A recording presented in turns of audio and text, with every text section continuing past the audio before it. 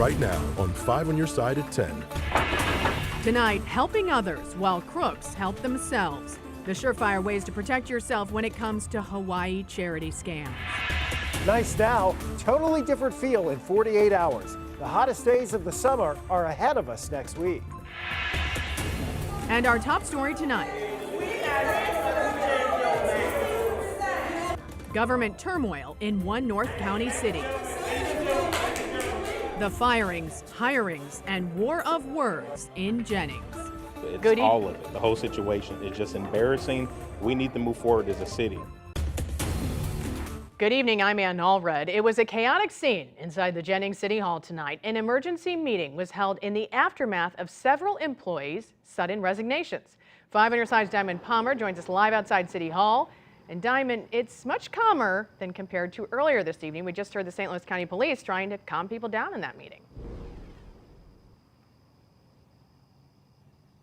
And that's right, things are much calmer, and this meeting tonight was anything but orderly. Now we saw council members publicly screaming at each other, as well as residents here in Jennings screaming at these city leaders. Now, this is all over a vote to declare this August 9th meeting unorderly and unlawful. They won't even open the door for us. This is how Friday's emergency city council meeting in Jennings began. Signs posted on the door that it wasn't happening.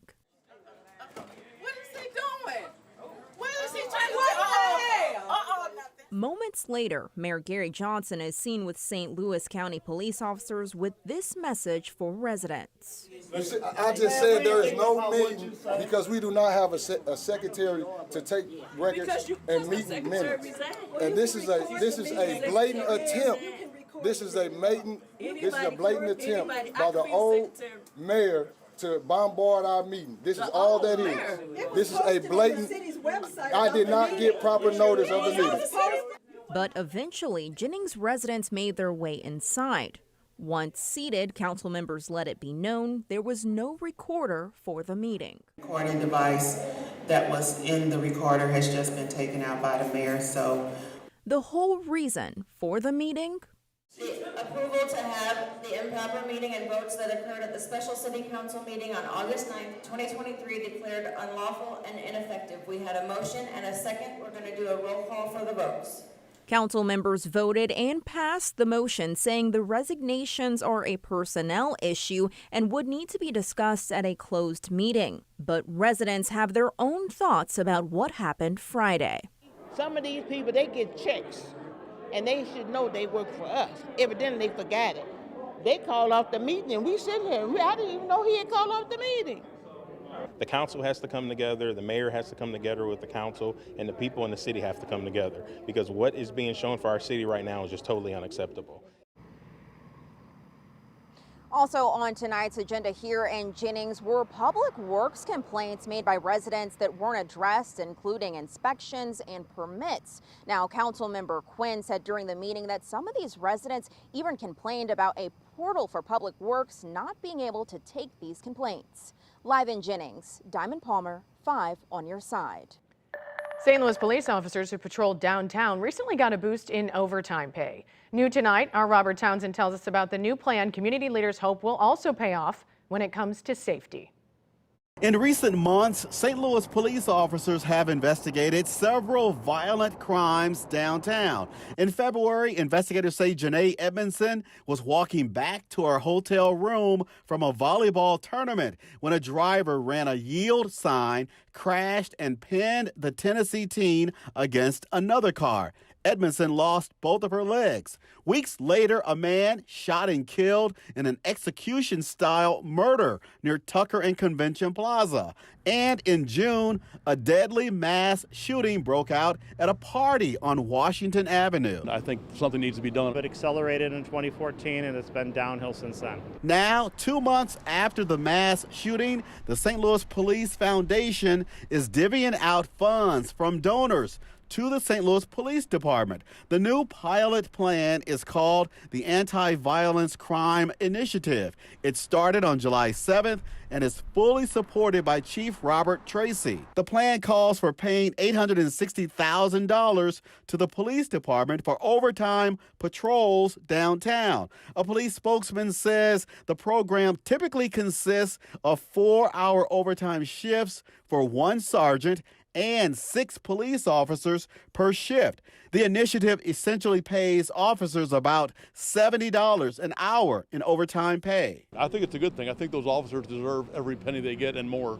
I mean, they put their life in their hands every day, and they protect us. As of today, there have been 19 shootings downtown. For months, the group Citizens for Greater Downtown St. Louis have called for better security downtown. Love what the Police Foundation does, and I'm thrilled that they're going to be investing in safety in downtown St. Louis. The 5-month initiative is expected to last until November. People I talk to sure hope it can make a difference when it comes to keeping downtown safe for everyone. It's not enough by itself, but it is a huge component of the solution. Robert Townsend, 5 on your side.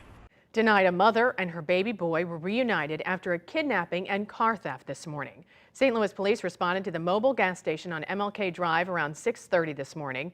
The mother told police when she walked out of the gas station, she saw a black sedan parked next to her car at the gas pump. Then both cars took off with her 4-month-old son inside. Officers found the baby and car less than half a mile away at North Taylor and Aldine. The child was unhurt. Let's talk about the weather first forecast. A fairly comfortable start to the weekend, but hot temperatures will move into the bi-state. Chief Meteorologist Scott Connell has a look at your forecast. Scott? You know, and we've bumped up Sunday's high temperatures now close to 100. It certainly is going to feel like it's in that territory. Probably 105 to 110 by Sunday afternoon is what it will feel like. Right now, it is incredibly comfortable in St. Louis. Temperatures backing off into the lower 70s in town. Outlying areas already down into the 60s. Skies are mainly clear at this point. As we go through the next 24 hours, yes, you'll notice the humidity coming up a little bit tomorrow afternoon, but it's still comfortable through Saturday. The heat really builds in Sunday along with that humidity, and the heat index values 105 to 110 degrees starting Sunday afternoon. That's likely to be the case pretty much every afternoon, at least through Wednesday, maybe into Thursday, possibly into Friday of next week. Excessive heat watch is in effect for all of our areas Sunday into Wednesday. Expect that to get upgraded to an excessive heat warning, one would think, later tomorrow afternoon, and going into effect again on Sunday, at least through Wednesday. And we'll talk about that and, of course, more on this, because right now Hurricane Hilary is churning off Mexico's Pacific coast. Powerful Category 4 storms expected to make landfall this weekend in Southern California. Meteorologists are warning the storm could cause extreme flooding, mudslides, even some tornadoes. Hilary is forecast to hit Baja California tomorrow night and then approach California as a tropical storm. In Los Angeles, people are stocking up on supplies and laying down sandbags in areas prone to flooding. Los Angeles has deep experience responding to crises. Whether it be wildfires or earthquakes, the city is prepared. We're not waiting for the storm to hit. We have already begun working 24/7 to be ahead of the curve and to be ready as soon as the storm reaches our shores. Heavy rainfall across the southwestern U.S. is expected to peak on Sunday and Monday, but could persist through parts of the week. Hilary would be the first tropical storm to hit Southern California since September of 1939. Thank you, Scott. Stay with 5 on your side for updates on Hurricane Hilary. You can find them on air on KSK.com and on the 5 on your side app. Tonight, an audit of the St. Louis Circuit Attorney's Office that began 2 years ago is finally getting some traction. Missouri State Auditor Scott Fitzpatrick says former Circuit Attorney Kim Gardner's administration hired private attorneys to block requests for documents and information.